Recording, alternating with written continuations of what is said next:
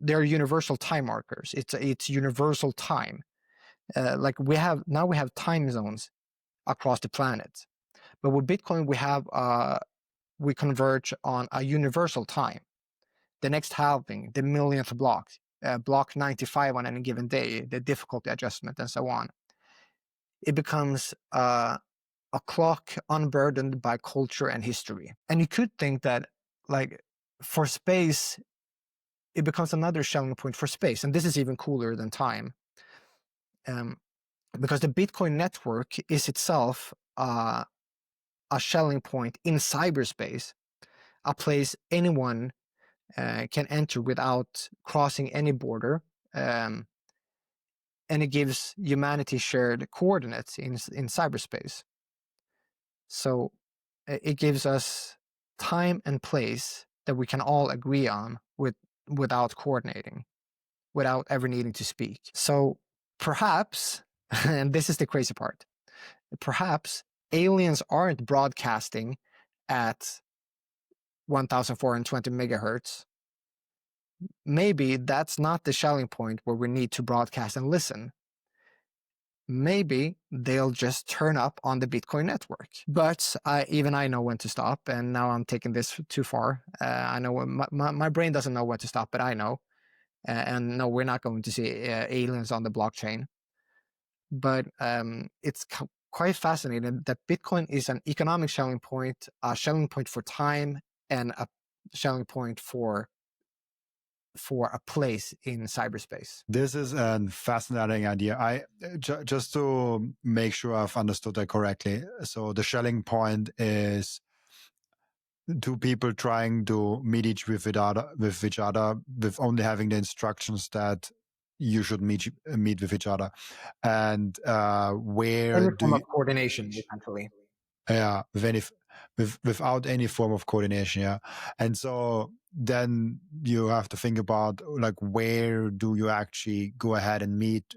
And this makes Bitcoin so interesting, because if you think about if you have to choose the payment layer before you know the person, you probably choose Bitcoin because it's the biggest decentralized global available payment layer where anybody can receive money.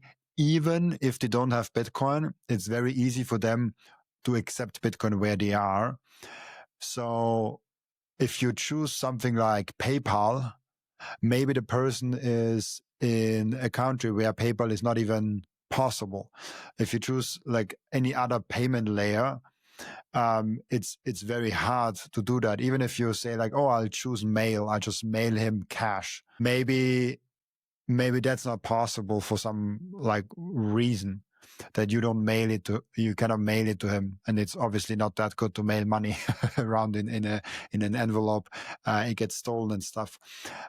So it's like, okay, if you want to find a global neutral network that is everywhere available, everyone has access to if they want to, there's no other alternative to Bitcoin.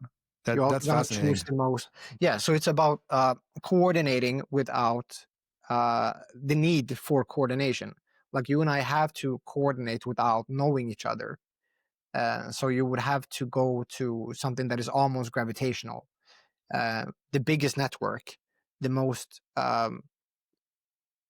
robust and sound form of money, the most incorruptible money, the only money that has a fixed and inelastic supply. Bitcoin is the only form of money that makes sense in a digitized economy. Maybe, and I just pull up so we can see it, because I love to do that. Maybe the aliens are meeting at us at the block 1 million. Like, we are not that far away from it. Maybe there's some secret message in the 1 millionth block in there. Like, that would be fun. Here's a problem with the Schelling point in that regard, because now we are very biased because of our anatomy. We have 5 fingers, and having 5 fingers, that is something that we have inherited from when we were fish, because they had 5 bones in their their fins. And that has sort of skewed how we look at numbers. So we have 10 fingers, which has prompted us to create a base 10 number system. But if you are a species with, say, 3 fingers and 6 limbs, then you would probably have a base 6 system instead. And that makes math look radically different. Radically different. So converging on block 1 million, that is a very human. We're anthropomorphizing aliens if we think that they're going to meet us as block 1 million.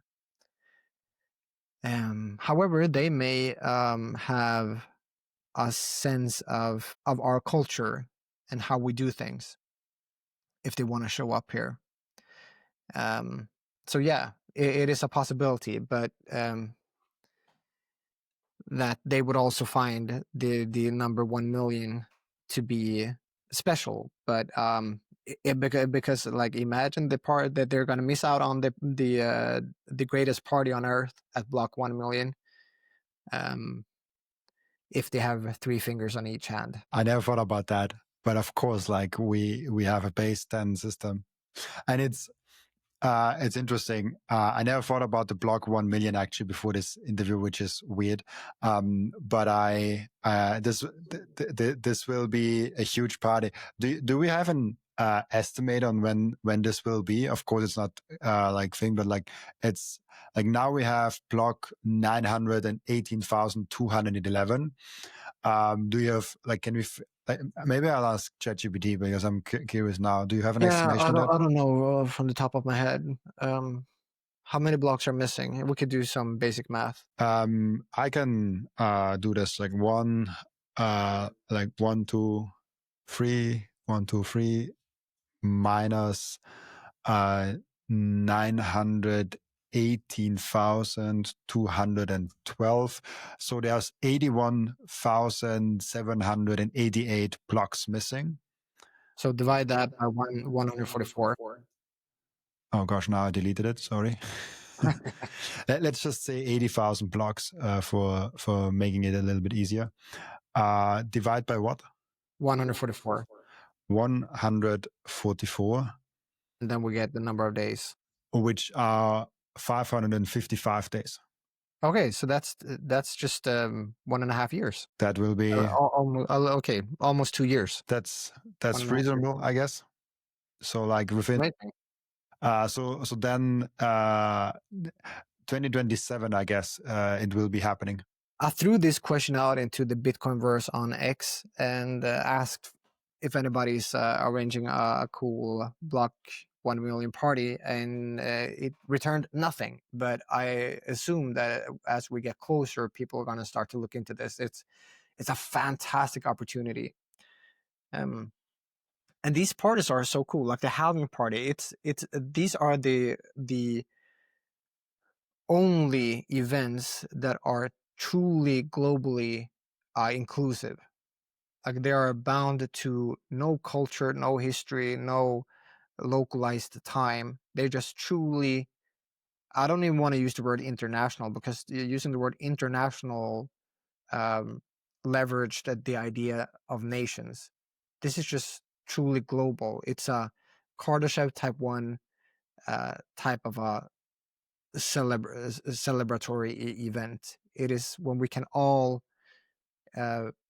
be included without, regardless of our history, our past, our ideologies, or whatever. It's for everybody. And I think there should be an event that should be celebrated as much as humanly possible.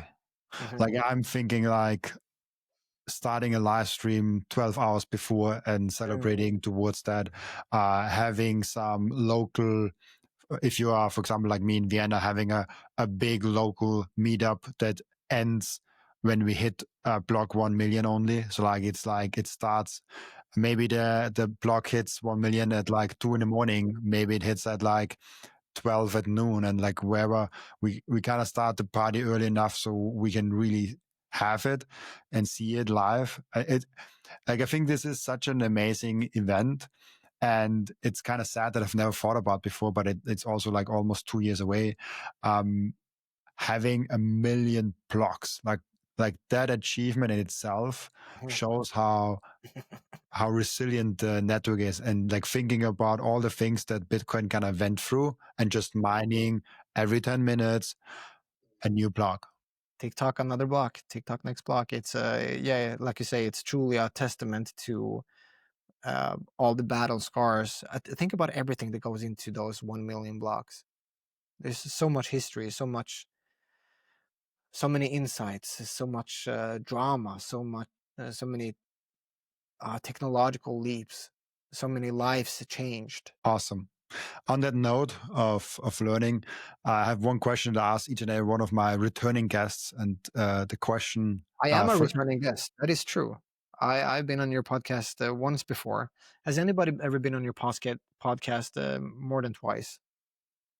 yes, very rarely, but there are 5 or 6 people that are like 3 times, and there's like 2 people that have been on 4 times, but like it's under the number is under 10. Like there's under 10 people that have been more than twice on. I don't even know how many people have been twice on. Probably like 100, maybe 150 people. Maybe not that much actually. I don't know.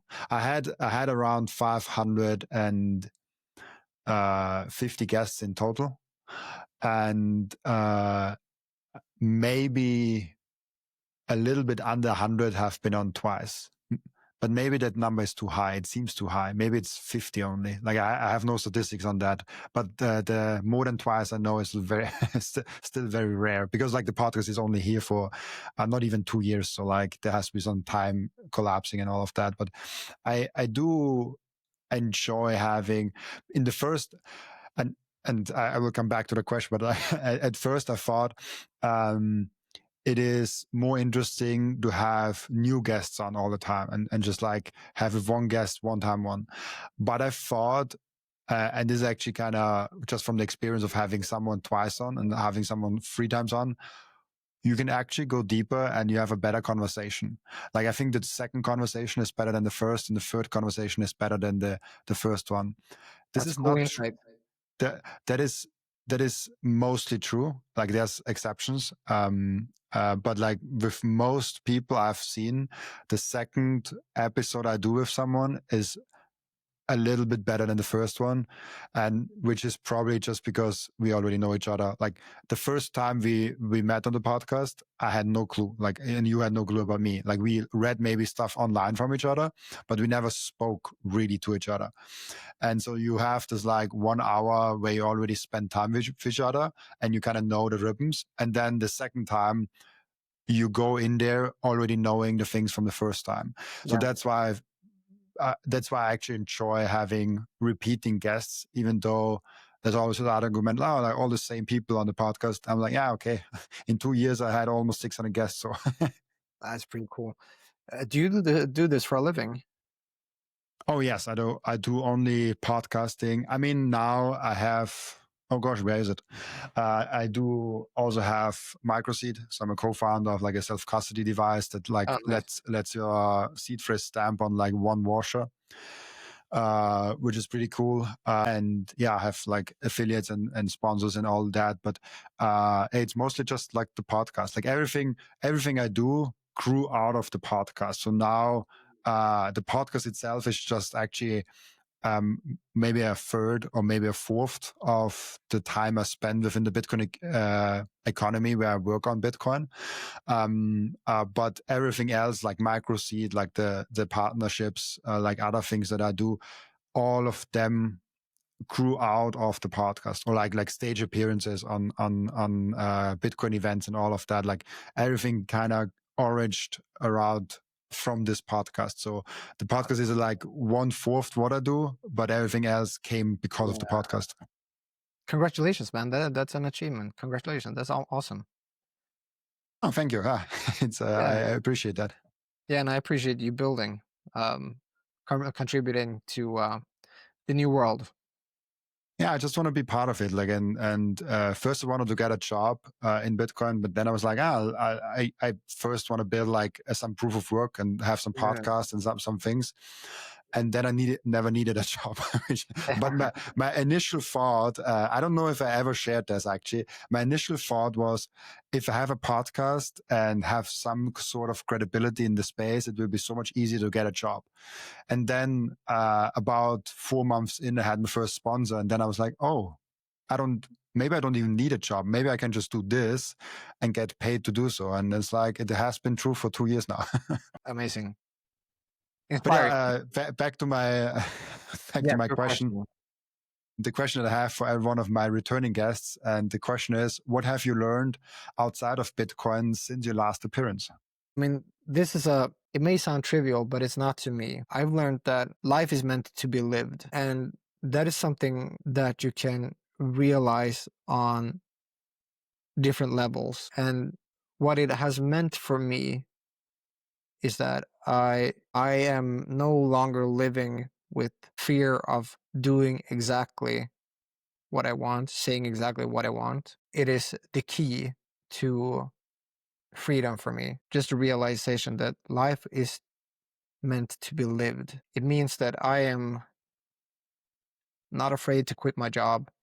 It means that I always act on my highest excitement. And it means that I see my goals as something that I already have rather than something I'm lacking and something that I'm just moving towards. I know where I'm going. I'm having fun going there and I'm comfortable in my own skin. And I find that um, having these sort of spiritual type of insights or whatever you want to call them, that's how you level up in life because it determines how you carry yourself. It builds how you carry yourself and how you engage with life and other people and with yourself. Yeah. Love that. And it also ties back kind of to the beginning where we say like where life starts and like how you should experience life and like all of that. Really cool. It's always so interesting because like I get most of my guests are about 10 to 30 years older than me. And You're quite it young, right? I'm 27, yeah. So like if you think about the average Bitcoin guest appearing on podcast, the average age is probably around like 35 to 50, somewhere in there. Like I don't know exactly where the average is. I don't have any statistics. On average, I would say my guests are between 10 and 30 years older than me. Yeah. Um, and all and it influenced my life a lot. Like it influenced my life, how I look at life decisions outside of Bitcoin. For example, that I want to build a family. Like this was not building a family was not in my wish list at all before I started the podcast. It was not. I didn't even. It was not even a thought that I had. I was like, not even something that I thought about. But having so many guests that have kids, have built a family, talk to me like every single day, it really influenced me of like, oh, that's something important. And so there's probably like 50 other small things that can I get out of that. But the main thing I was getting at, I was like, I feel like because of the podcast, I have more life experience than I actually have. It's like I have more knowledge on life that I actually do have. Like I have more experience than I actually have lived experience, which is kind of interesting. It's like Yeah, almost I being like in that. it's almost being like in a life school with a daily podcast. Mm, yeah, that's cool. As you know, we have an end routine on the podcast where the previous guest is asking a question for the next guest without knowing who the next guest is. And this is a unique one because, and I will be very honest, I forgot to ask the question the last time with the guest. So I was like, I will just come up with my own question from the previous guest. And the question that I'm asking you, or like the previous guest was supposed to ask you, I'm very sorry, to Michael, who was yesterday on the podcast. And the question is, what's the worst thing about the Bitcoin community? Worst thing about the Bitcoin community is definitely that there are so many uh, conspiracy theories that have taken root. So many people who think that they are deep thinkers, critical thinkers, skeptics, when they're not. And I've been sort of not very outspoken about this sentiment, but it bugs me to see so many otherwise intelligent people going down all of these crazy rabbit holes and just being consumed by craziness. Thank you for watching this video. This was only a snippet of the podcast. And if you want to watch the full episode and get all of the context of this episode, you can click right here or here. Oh, maybe also here.